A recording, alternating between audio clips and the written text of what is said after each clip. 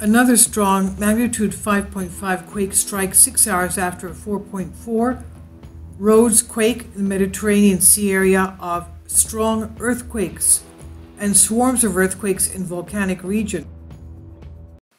Here we are at Seismo Berkeley. This is the USGS map of the shakeout area.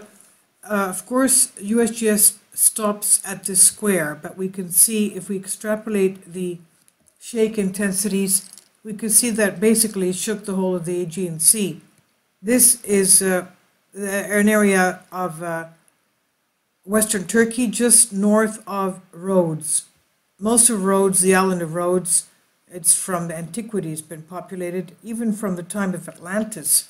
When Atlantis sunk, so did Rhodes sink, but Atlantis stayed under, whereas Rhodes came back up. That's how the ancient Greeks described the geological events concerning that island. This is an area of the Mediterranean Sea, the subduction zone here, where we have the volcanic arc, and this earthquake took place 6 hours after the 4.4 earthquake that took place just a few hours before that. Okay, this one was 62 kilometers depth, 1743 UTC, and this one was about 1118, so it's about 6 hours beforehand, was this one here. And let's go into the area. This is, you can even see it here. Okay, this is the arc of the subduction zone, as you can see, the Sea of Crete. We've been having a lot of earthquake swarms here. You can see that swarm there. These are just the past week, but this has been going on for months now. And 4.4, we've had 5.9s there. We've had, most of them are this big, 4.4. Some of them were around here. Others were around this area here, near Karpathos, this island here. And going back to our topographic, okay, let's push out a little bit. Okay, that's it right there. That must be Karpathos there, if I'm not mistaken. Where is it? Anyway, it doesn't have the name on it, but Karpathos, there you go. Okay, so that's, as you can see, this is volcanic here. And somewhere around here, let's go pull out a little bit. This is Santorini, Thera. That's a volcano right there. All this area is volcanic arcs. This is another volcano here. Let's take off the intensity so you can see it better. It shook this other volcano here as well. That's another volcano, volcanic island, because we used to vacation there. This one here, that's Nisiros. That's a volcano right there. And obviously this 5.5 that shook north of Rhodes must have shaken this volcano of Nisiros as well. That's bad. They have a geothermal plant there. That's one of the craters right there. Where is it? Here it is. Okay. Oops, sorry. Pulled out too much. That right there. That there. Okay, that's one of the craters right there. Another one there, but this one is deeper. And that's where they have on the side here. Okay, what's happening? Okay, around here, just beyond the cantina, the little restaurant, you have the geothermal plant around there. Okay, so, and you have some villages here too. One up here, somewhere here, and other one's a fishing village down here, and that's the port there of Mandraki. So this is a volcanic island of Nisiros, and that has been shaken too from this earthquake of Rhodes. And these areas here have spas, hot spring spas, the same thing with the island of Kos there, hot spring baths from antiquity, the same thing with Crete, the same thing with Rhodes. Okay, since antiquity, people were coming over from northern Egypt to come to these islands for hot spring baths because it was good for their health, for their arthritis, even for fertility problems. So this is what's going on here now. We've got all these problems going on here. This is not good. I mean, not good in the fact, because of the fact that you have such big earthquakes in this area.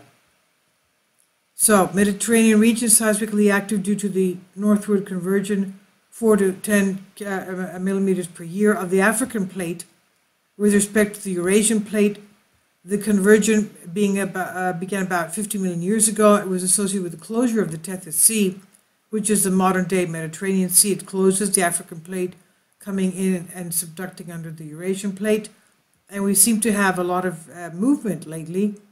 The highest rates of seismicity in the Mediterranean region are found along the Hellenic subduction arc, which is right here, of southern Greece, along the North Anatolian Fault, western Turkey, and the Calabrian subduction zone of southern Italy. Local high rates of convergent Hellenic arc subduction zone, 35 millimeters a year. That's pretty fast. Not as fast as the Pacific Ring of Fire, though, around China and Indonesia. We have had a number of big earthquakes. One of the biggest ones that we had was in 1999.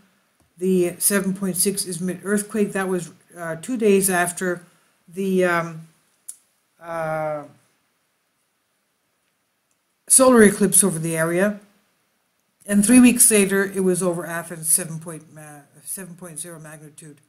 So the thing is that these earthquakes here, of course, these are all Greek islands, the Aegean Sea, North and South Aegean, Crete, that's the island of Crete, and Rhodes, beautiful island, and the whole island here has shaken, obviously. And if you extrapolate the lines, obviously, Crete, this east end of Crete must have shaken as well. Santorini must have shaken. There's Santorini, and there's the volcano Santorini, the volcano of Nisyros. And as we said, we have magma everywhere under here because we have all these hot spring baths, which means that you have, and of course geothermal plants, you have magma under there. So something is going on in this area, and I for one don't like it. It's a lot of unrest and a lot of activity of earthquakes that are not small at all, and they're shaking a lot of the area. They're shaking a lot of the area. So all of us here, we have to be careful. And the West Coast, of course, you have to be careful. We just had I just saw a 3.6, if I'm not mistaken, on Salton Sea, right here. 3.7 Bombay Beach, 3.7 Bombay Beach. And that, of course, they have another, that's another geothermal plant there as well. So we have to be careful there as well.